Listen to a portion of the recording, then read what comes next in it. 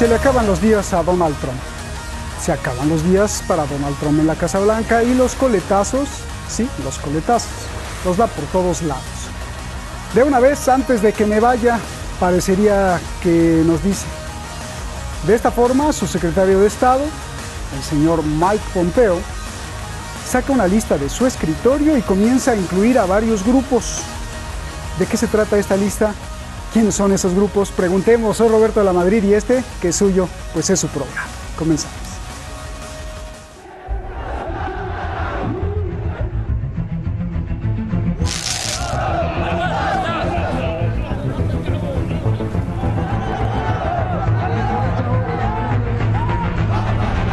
El movimiento popular Ansarolá de Yemen protesta porque Estados Unidos lo incluyó en su lista negra del terrorismo.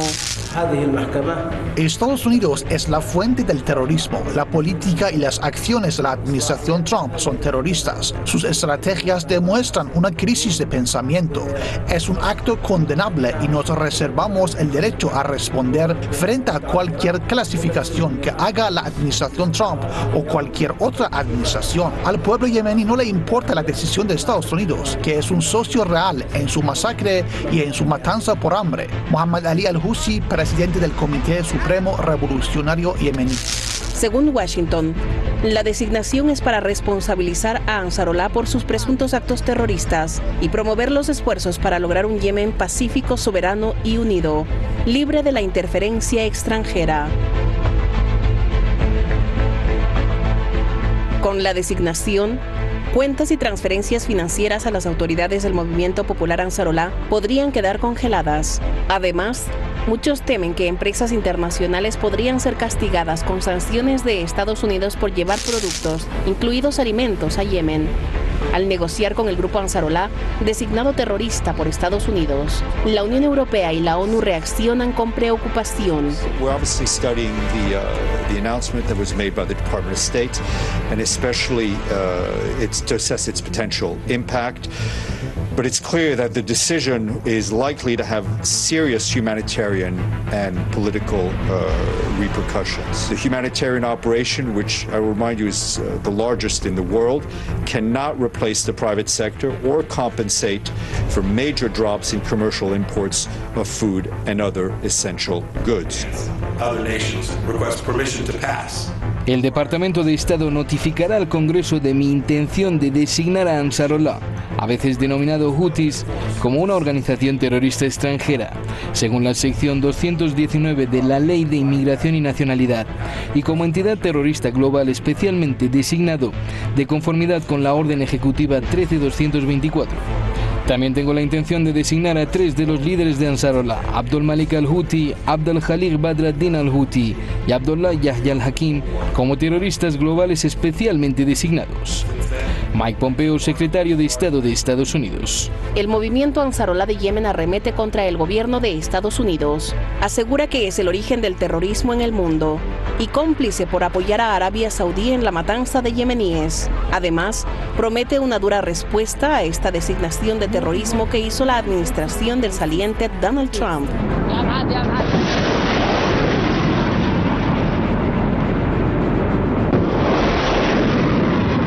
Fuera de lo militar y político, lo más urgente y los que más sufren son los niños.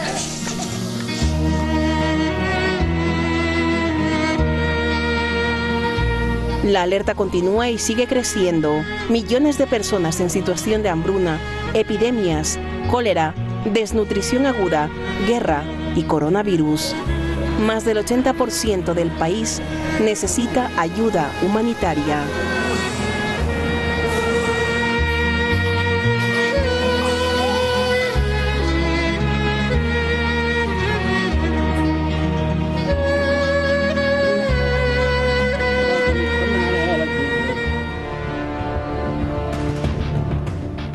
Cuando uno ve las imágenes de los niños, pues se queda uno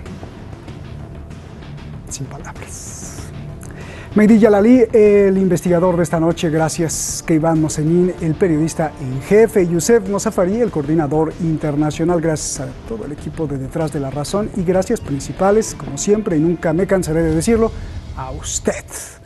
Filóloga de la Universidad de Sevilla, directora de la revista La Comuna, experta en el análisis de muchas regiones, sobre todo esta región. Carmen Parejo Rendón, muchísimas gracias por estar aquí. Egresado de las mejores universidades de Holanda, experiencia en el campo matemático de las finanzas y en las políticas militares y sociales que mueven pues los dineros. Usted lo conoce muy bien, Francisco Javier Martínez. Un placer. Gracias. Francisco, ahora sí te tocó un contertulia fuerte. Así que pues primero las damas. Carmen, ¿qué significado tiene que hoy se declare el Movimiento Popular Yemení como una organización terrorista? Adelante, por favor. Bueno, creo que es muy importante decir que estos coletazos finales de Donald Trump lo que están sirviendo, por una parte, es para poner todas las cartas sobre la mesa. Hemos visto que no son alianzas que no supiéramos que existían, sabíamos perfectamente, porque además tampoco ha sido un secreto, cuál ha sido el punto de vista que ha tenido Estados Unidos con respecto al conflicto en Yemen. Igualmente también sabemos quiénes son sus aliados regionales, y en este caso su principal aliado regional sería Arabia Saudí, que es quien está precisamente agrediendo a Yemen.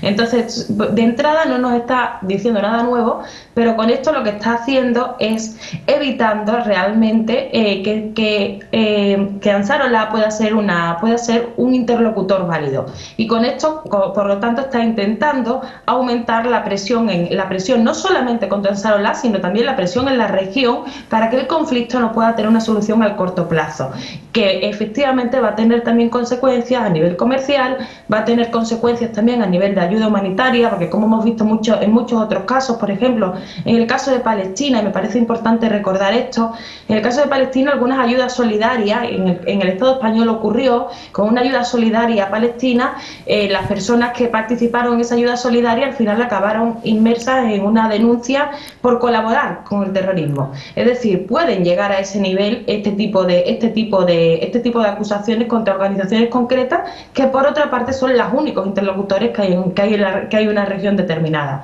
Entonces, en ese sentido estamos viendo cómo se agudiza el caldo de cultivo para que la situación siga o se mantenga de la misma manera o peor durante bastante tiempo. ¿Qué pretende Donald Trump? Pues yo creo que por una parte pretende dejar su sello antes de irse, pero también creo que pretende dejar las cosas complicadas a la administración entrante. Más que nada porque gracias a esa situación complicada, digo yo, que entenderá Donald Trump, el hecho de que ahora se abre un segundo impeachment contra él y todo el juicio político, y no solo político, que va a haber contra su persona, pueda quedar un poco eclipsado por otro tipo de conflictos. Me parece que es un poco una torpeza por parte de Donald Trump, pero creo que también hay bastante de eso dentro de estas estrategias de última hora, y que son muy grandilocuentes y que nos hacen, digamos, desviar los objetivos, tener que estar atentos a demasiadas cosas para que lo suyo quede un poco en segundo plano. Gracias, Carmen. A ver, Francisco, pues Ansarollah dice: yo no soy terrorista, el terrorista es Estados Unidos dice: el terrorista es Ansarollah. Yo te pregunto, ¿quién es el terrorista o quiénes son los terroristas? Venga. Buenas tardes, audiencia, y buenas tardes, Roberto. Realmente, cuestión de terrorismo, si me baso tanto en teoría política de politólogos de la Universidad de Heidelberg, Klaus von Weime y Kearney, o que directamente las propias Naciones Unidas, terrorista, según la resolución de la Asamblea General 4960 del año 94 y del Consejo de Seguridad, resolución 1566 del 2004, es todo acto criminal, en especial los dirigidos contra civiles con la intención de causar la muerte o heridas graves o la toma de rehenes o sembrar el terror o intimidar a una población.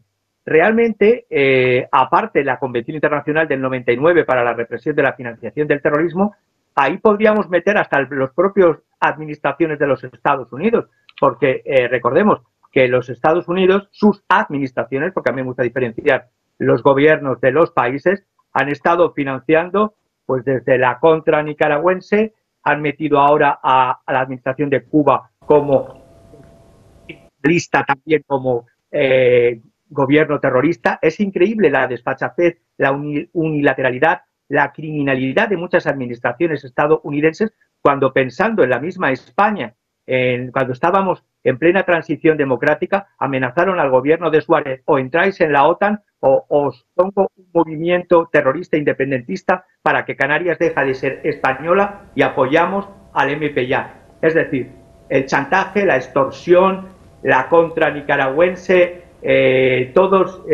o la Red Gladio en los años 60-70, apoyando a grupos terroristas para sembrar el terror. Es decir, Estados Unidos, las administraciones, no hay tiempo para detallar cada una de las monstruosidades que se han hecho en el mundo, pero ya una guerra en la que desde el 2015, si mal no recuerdo, se está masacrando a una población en Yemen, desde un gobierno tan criminal como el de Arabia Saudita, y que los Estados Unidos metan en la lista movimientos de resistencia terrorista. En cambio, Al-Qaeda en Yemen siga campeando con los apoyos tanto de Arabia Saudita como de Qatar, porque Qatar es el club mediterráneo de donde van muchos terroristas yihadistas que se les ve por la calle. Es decir,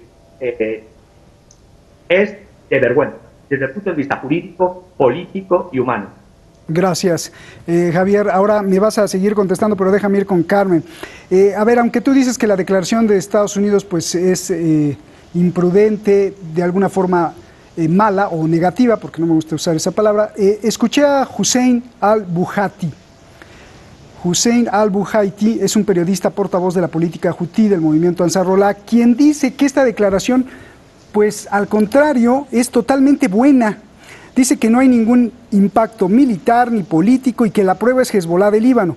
Dice que es buena para el movimiento Ansarullah de Yemen porque de ahora en adelante así será la única forma de hablar, con disparos, ataques y misiles.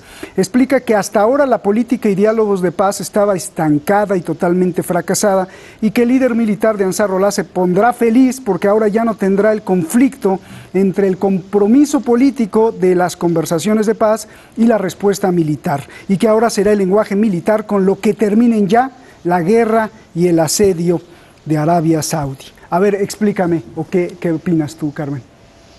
Bueno, yo creo que también cada uno se consuela con lo que considera, y me parece que sí, que tiene, en parte tiene razón, en el sentido de que al fin y al cabo, lo que he dicho al principio, ¿no?, que se ponen las cartas sobre la mesa, aquí somos todos ya adultos, saben perfectamente que los intentos de negociación no han sido viables, porque además el problema de Yemen no es solamente Yemen, es un problema de carácter regional que se afronta desde una perspectiva también de ese expansionismo estadounidense sin límites por una parte, pero por otra parte también de sus aliados regionales y sus intereses de convertirse en las potencias que controlen además lugares importantes. O sea, Yemen es una zona estratégica en el que tiene contacto con el Cuerno de África, con el estrecho de Hormuz, con el paso hacia Asia Occidental.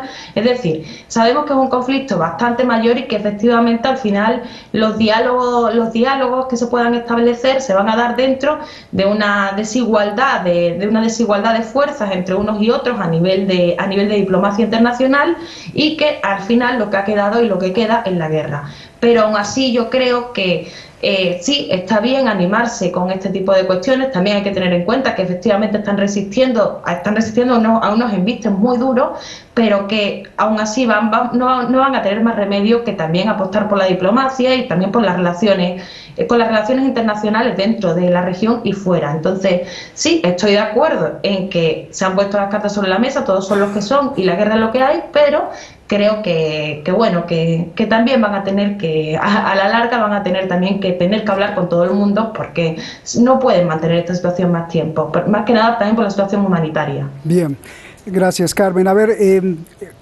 Francisco, yo sé que te preparaste mucho para este programa porque Yemen es como la punta del iceberg de un gran proyecto y de un gran mapa. ¿Qué tiene que ver Israel en todo esto? ¿Y cómo es el tejido de todo esto que quieren hacer? Y una de las síntomas y causas y problemas es Yemen. Por favor, adelante. Pues sí, Roberto, sí. Es más, desde esa visión neocolonialista y neoimperialista, volver a trazar nuevos mapas Sky-Picot en la región y volver a trocear, destrozar países sin tener en cuenta la voluntad de los pueblos. cuando yo veo que uno de los pocos países que ha resistido al colonialismo y al imperialismo del siglo XIX-XX y de este principio del XXI, que es Afganistán, es curioso ver cómo ahora, después de una guerra que empezó como guerra civil y ha sido conflicto primero con soviéticos, después con talibanes, después el conflicto Estados Unidos, lo que yo veo que ahora Estados Unidos pida de rodillas pactar con los talibanes, la importancia de las finanzas es fundamental.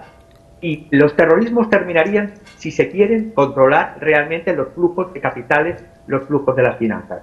Los talibanes son riquísimos, y pongo un ejemplo.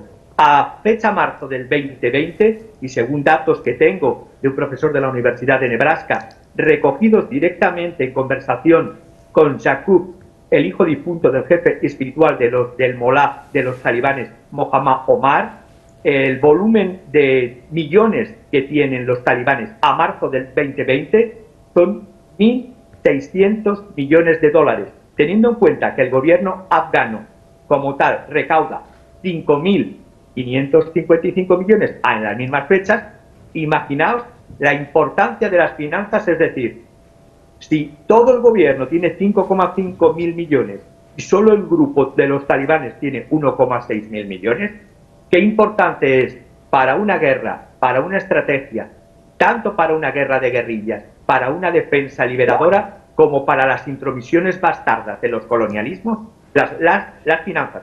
Y estas finanzas, curiosamente, siempre se lavan a través de las entidades financieras que luchan contra el blanqueo, contra el dinero negro, contra el terrorismo, porque parte de estos 1.600 millones, 416 para ser exacto millones, vienen de las drogas.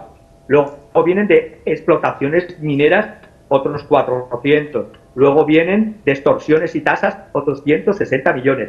De donaciones caritativas, o muchas, estoy pensando en Arabia Saudita, en Pakistán, en países del Golfo, que a través de redes caritativas se mete también dinero, en este caso para los talibanes. ¿Qué quiero poner con este ejemplo? El terrorismo, de todos los terrorismos del mundo, el terrorismo de Estado, tipo Estados Unidos o Israel, o el terrorismo de grupos armados de liberación, se podría cortar, primero, si hubiese respeto a la voluntad de los pueblos y a las leyes internacionales, que no lo hay, y sobre todo, controlando las finanzas internacionales. Bien, y me decías algo tiene que ver Israel con un triángulo así como hasta Libia y luego para abajo Yemen. Claro, es la creación, todos los mitos nacionalistas, en este caso de sionismo más extremo, es la creación del Great Israel, del Gran Israel. Y el Gran Israel, evidentemente, significa destruir territorios de otros estados. Por ejemplo, sigue la ocupación ilegal de los Altos del Golán en Siria. Sigue la ocupación la destrucción realmente de cualquier plan de paz con los acuerdos monstruosos que se han querido hacer entre sionismo, administración Trump y países del Golfo, los acuerdos de Doha, porque eso aboga a la atomización de cualquier estado paralelo palestino, que ya no solamente, es decir, aceptamos el Estado de Israel y aceptamos el Estado palestino, es que no anulan cualquier posibilidad de un Estado palestino. Por lo tanto, los planes del sionismo extremo es la creación del Gran Israel y, por lo tanto, la repartición de todo el Oriente Medio y Oriente Próximo, y por eso países que son como una China en el zapato a estos imperialismos, como pueda ser Irán, están continuamente agredidos en su territorio con actos terroristas de Estado que provienen tanto de administración de Israel como de administración de Estados Unidos, porque también en la definición que he dicho de Naciones Unidas, tanto de la Asamblea como del Consejo de lo que es terrorismo, atentar contra instalaciones, en este caso, de centrales nucleares o de centrales nucleares de uso civil, atentar contra territorios y dentro de territorios o asesinar, con eso que se llaman asesinatos selectivos, eso es terrorismo y eso es terrorismo de Estado. ¿Y quién condena a las administraciones, en este caso de la administración Trump, por el asesinato, por ejemplo, del general Soleimani? Nadie. Bien. Asesinatos de periodistas para acallarlos como en Arabia Saudita. ¿Quién condena eso? Eso es terrorismo también. Bien. Es decir, el gran es la creación de ese gran Israel, pero en esa situación de dos losers, de dos perdedores, como pueda ser el Netanyahu y como pueda ser el señor Trump. Todo perdedor es en el momento de su hundimiento echan baba y furia y crean conflicto. Gracias, Francisco. Te habló, te sonó ahí el teléfono, seguro que era Netanyahu para reclamarte lo que estás diciendo. A ver, Carmen, es obvio que Arabia Saudí pues no ha ganado la guerra, ¿no? Porque pues su intención o su propósito pues no se ha cumplido. Pero ¿Ansarolá está ganando la guerra?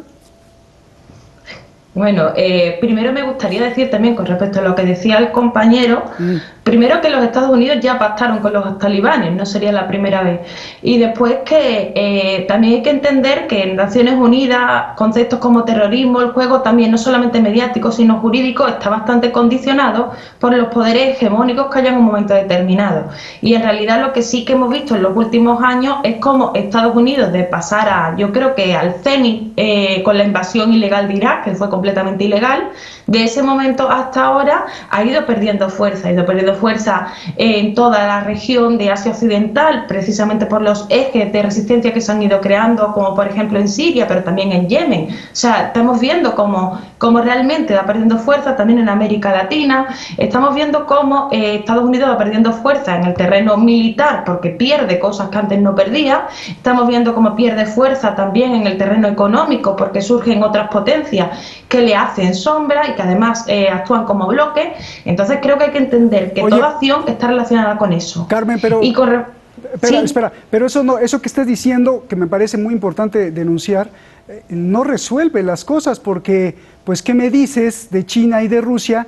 Que Rusia, por ejemplo, lo está vendiendo S-400 a Arabia Saudí, que está masacrando, o que China, hay informes de que le vende drones a Arabia Saudí para masacrar también a los hutíes o de Ansarolá, o que China le está transfiriendo tecnología nuclear a Arabia Saudí, o que Rusia está muy interesado en hacer negocios con Arabia Saudí, que tiene muchísimos, y China está poniendo una gran inversión en el puerto de Haifa israelí.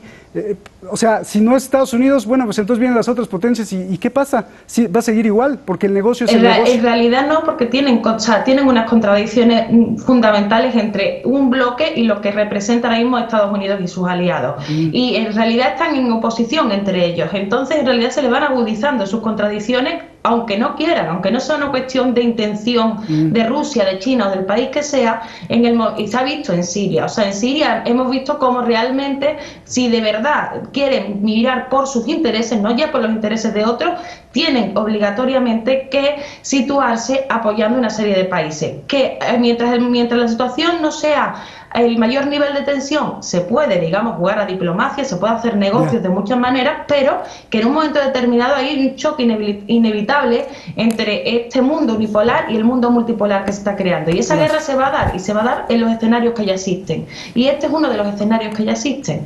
Entonces creo que esto se va a solucionar precisamente por esa agudización de las contradicciones, porque no están, o sea, tienen intereses completamente contrapuestos. Bien. Pues es que, perdóname, pero es que el humano, sí, en Siria está perfecto el ejemplo, pero en Yemen nadie se ha metido a detener. Llevamos 5 años viendo cómo lo más importante son los niños. Francisco, ya me voy, solo un segundo porque te tengo que cortar. ¿Qué ibas a decir, Francisco? Simplemente que muchas veces hablan en medios del siglo XIX y del siglo XX hablando de naciones, de estados, y no tenemos en cuenta a otros actores internacionales que son las corporaciones transnacionales, tanto industriales como financieras, que son las que tienen muchas más poder que muchos estados y son las que juegan en el ámbito internacional tanto y más fuerte que muchos estados. ¿Qué quiero decir con esto? Que incluso el comité que va contra la comisión contra blanqueo de dinero, el comité Gafi de la OCDE, donde está sentada China, donde está sentada Rusia, donde está, salvo Irán, por cierto, donde están sentados 30 y tantos los países, no solamente los de la Unión Europea, son los que dicen: este país le vamos a poner contramedidas porque es dinero negro, en cambio admitimos este otro. Y está sentada Arabia Saudita. Por lo tanto, ya lo dijiste todo. Son los que las corporaciones. Nos vamos. Gracias, Francisco, gracias. Se nos acabó el tiempo y sí, yo creo que el caso Arabia Saudí contra Yemen es el caso más hipócrita del planeta, porque el problema son los niños y los niños en todos los sentidos, no solo por lo que están sufriendo, sino por el daño de las bombas y masacres, pero no por enfermedades a futuras, que eso también es grave porque los dejan mutilados, sino aún más, ¿qué pensará un niño que ve cómo sus padres son asesinados, secuestrados, mutilados, se los llevan a la guerra o le caen misiles encima? Y cómo eso se convertirá en un odio de grande, cuando sea grande el niño, que el único sueño que tendrá no será recuperar la infancia, sino vengar, como sea, de la forma que sea, la muerte de su familia. Resultado, más violencia en la humanidad y más muerte. Buenas noches.